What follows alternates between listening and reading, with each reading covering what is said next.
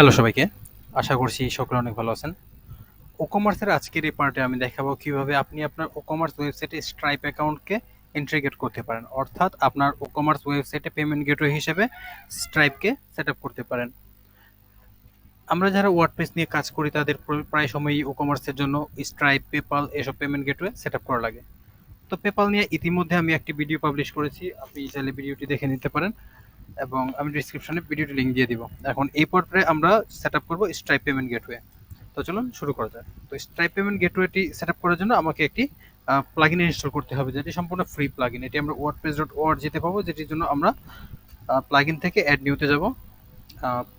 Plugin থেকে add new, এখানে আমরা সার্চ করব payment plugin for stripe or stripe for WooCommerce।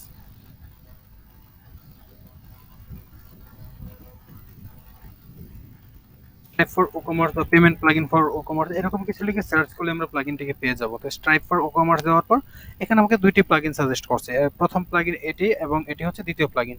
এই প্লাগইনটি WooCommerce নিজে অফিসিয়ালি বানিয়েছে, কিন্তু এই প্লাগইনের ইন্টারফেসটি দেখতে অতটা ভালো নয়, বা এই প্লাগইনের কার্যকারিতা থেকে এই প্লাগইনটি সবথেকে বেশি ভালো। আপনি যদি রেটিং খেয়াল করেন তার সেক্ষেত্রে আপনি দেখবেন যে এই প্লাগইনটি 126টা ইনস্টল হয়েছে এবং সেখানে আপনার 3 স্টার রেটিং আউট অফ 5।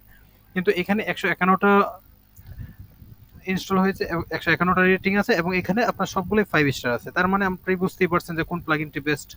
তো আমরা এখন এই প্লাগইনটিকে ইনস্টল করে অ্যাক্টিভেট করে নেব। এবং এই প্লাগইনটি কার্যকারিতা অনেক ভালো, ইনস্ট্যান্ট পেমেন্ট হয় এবং আপনি এটি ব্যবহার করলেই বুঝতে পারবেন এর উপকারিতা। তো আমরা এটিকে অ্যাক্টিভ করে নেব।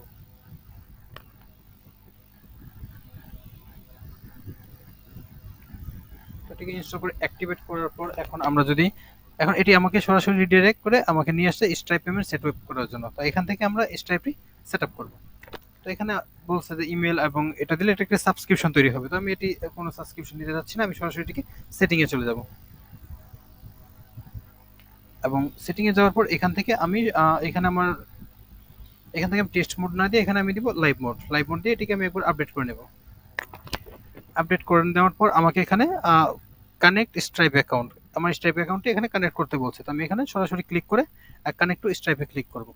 অথবা আপনি চাইলে সরাসরি এই অপশনটিতে ক্লিক না করে আপনি চাইলে WooCommerce থেকে সেটিং এ আসবেন, সেটিং থেকে পেমেন্টে আসবেন, তাহলে আপনি এই অপশনটি পেয়ে যাবেন এবং এখান থেকে আপনি ক্লিক করবেন ক্লিক টু কানেক্ট। এখন আমি ক্লিক করছি।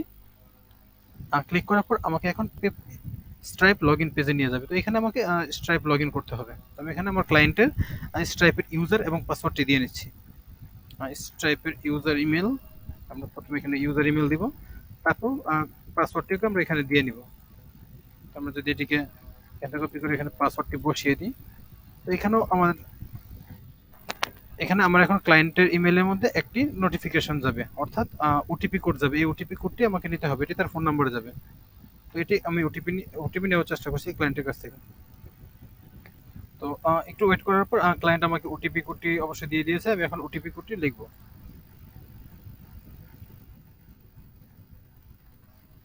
ওটিপি কোডটি দেওয়ার পর এটি ভেরিফাই হয়ে যাবে। ভেরিফাই হওয়ার পর এটি আমাকে কনফার্ম করতে বলবে যে আমি কোন ওয়েবসাইটের জন্য নিব। তো আমি অবশ্য এখানে আমি দুটি অপশন আছে, আমি চাইলে এটিকেও সিলেক্ট করতে পারি, এটিকেও সিলেক্ট করতে পারি, অর্থাৎ এটি নিজে নিজে একটি অ্যাকাউন্ট ক্রিয়েট করে নেবে।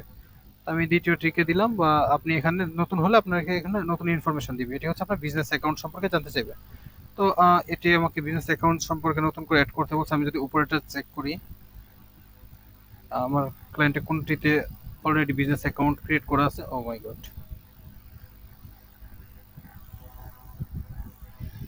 এখানে ক্লিক করার পর এখান থেকে আমি যদি এটিকে দিয়ে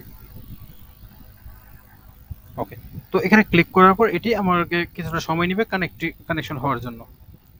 তো কানেকশন হওয়ার পর এটি অটোমেটিক্যালি কানেক্টেড হয়ে যাবে। কানেক্টেড হওয়ার পর আমাকে এটি কনফার্ম করবে যে এটি কানেক্টেড হয়েছে কিনা। তো আমি দেখলাম এটি অটোমেটিক্যালি ক্লিক করার পর এটি কানেক্টেড হয়ে গেছে, এবং এটিকে কানেক্টেড হওয়ার পর কানেকশন যদি আমরা টেস্ট করি এখানে ক্লিক করে, আমরা দেখবো যে এখানে আমাদের কানেকশনটি সাকসেসফুলি কানেক্ট হয়েছে এবং এটি আমাদের লাইভ মোডে আছে। আশা করি আপনি খুব সহজে আপনার ক্লায়েন্টের সাইটে এখন স্ট্রাইপ পেমেন্ট গেটওয়ে অ্যাড করতে পারবেন। এখন আমরা যদি এটিকে চেক করি, তো সেক্ষেত্রে আমরা এটিকে দেখতে পারবো যে এই অপশনটি এখন কাজ করছে কিনা। আমরা এখান থেকে কোনো একটি প্রোডাক্টকে সিলেক্ট করে নিব। প্রোডাক্টে ক্লিক করার পর আমরা বাই সার্ভিসে ক্লিক করলাম। ক্লিক করার পর এবার যদি আমি চেক আউটে যাই, তো চেক আউটে গেলে আমি এখন দেখবো আমাকে পেমেন্ট গেটওয়ে হিসেবে স্ট্রাইপ পেমেন্ট গেটওয়েটি দিয়ে দিয়েছে। আমরা যদি এখানে ক্লিক করি, এটি হচ্ছে ক্যাশ অন ডেলিভারির জন্য ছিল, ক্যাশ পেমেন্ট, এবং এটি ছিল পেপালের জন্য। এখানে ক্লিক করলে কাস্টমার পেপালে পেমেন্ট করতে পারবে, এবং কেউ যদি credit card and debit card এটিতে ক্লিক করে তাহলে তাকে অটোমেটিক্যাল, এটি হচ্ছে স্ট্রাইপের পেমেন্ট গেটওয়ে থেকে আসছে। তো এখন কাস্টমার চাইলে খুব সহজে আপনার স্ট্রাইপে পেমেন্ট করতে পারবে। তো আশা করি ভিডিওটি আপনার জন্য অনেক হেল্পফুল হবে। তো যদি ভিডিওটি আপনার জন্য হেল্পফুল হয় তো ভিডিওটিতে একটি লাইক দিবেন এবং আমার চ্যানেলটিকে সাবস্ক্রাইব করবেন। আর ধন্যবাদ সবাইকে।